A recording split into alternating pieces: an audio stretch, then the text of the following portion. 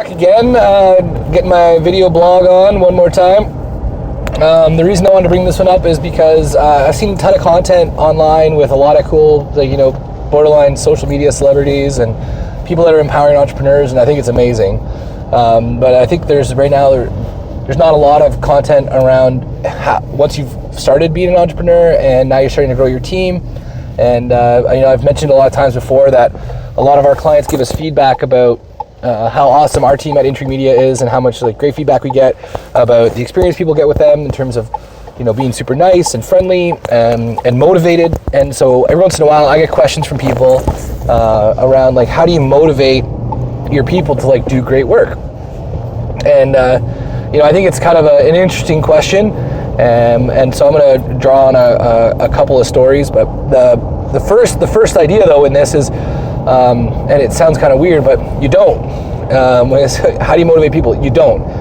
First of all, if you're bringing on team members and you're struggling to figure out how to motivate them to do great work, well then it's probably too late, because you don't get paid enough to figure out how to motivate somebody.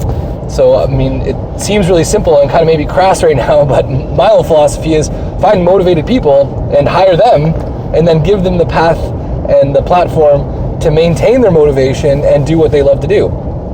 So that then breeds another question around, well, how do you go about doing that? And the reason I'm talking about stories earlier is I wanted to mention this piece by Zappos. The co-founder of Zappos is Tony Hsieh, and he wrote a book called Delivering Happiness. It's a really great read.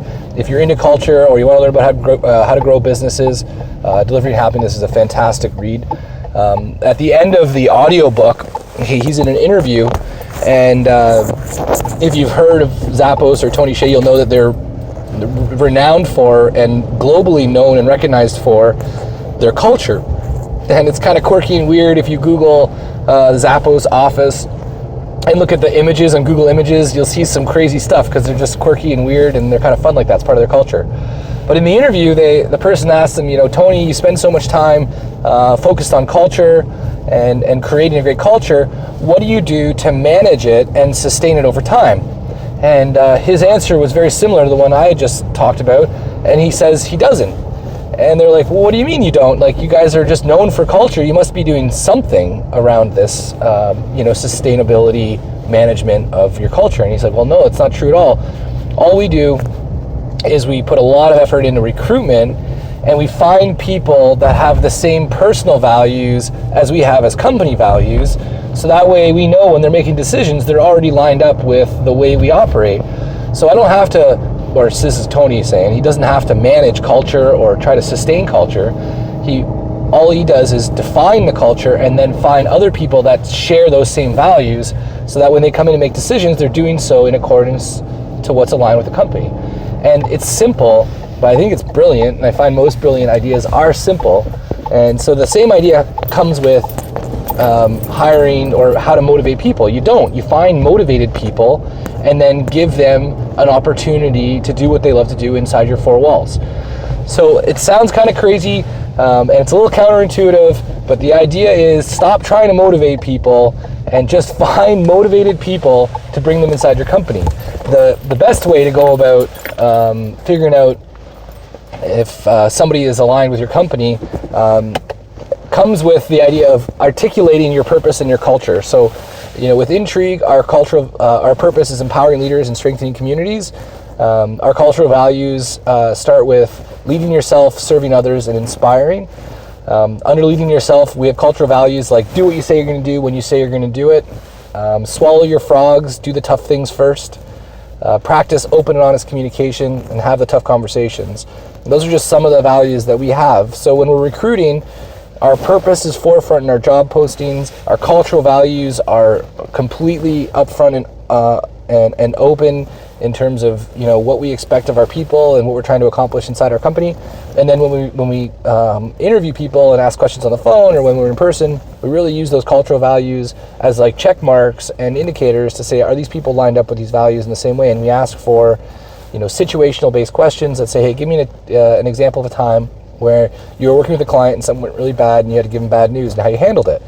And if the response comes back with, well, the second I found out, I gave them a call right away and I knew they're going to be upset, but I figured there's no point in hiding it, And so I called them and told them what was up, and it turned out it wasn't as bad as I thought it was going to be, and it ended up working out, and they actually built a lot of trust with me because I gave them the bad news.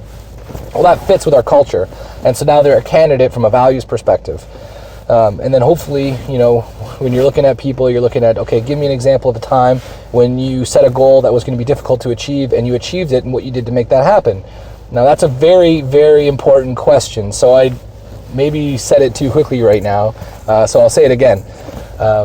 Give me an example of a time where you set a goal out for yourself that was going to be difficult to achieve and how you achieved it.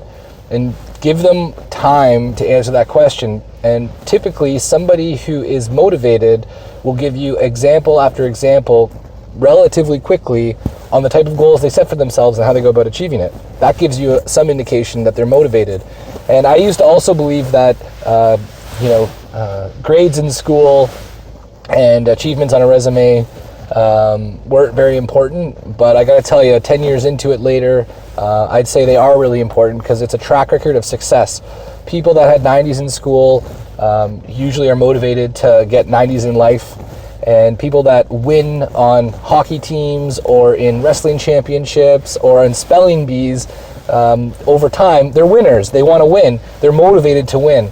And I think that's the key to motivating people. It's not about getting into their minds and motivating them. It's about finding people that are motivated and then giving them a platform to be successful. So I hope this helps. I know there's a lot of entrepreneurs that are trying to grow their team. We're 10 years, almost 11 years deep, so I'm really just going to be narrating and commenting on all the kind of things that we've gone through and the scar tissue we've built up, so that maybe you don't have to make the same mistakes we did. So good luck out there, and if you have any questions or comments, just let me know below, and I'll do my best to respond. Okay, thanks guys.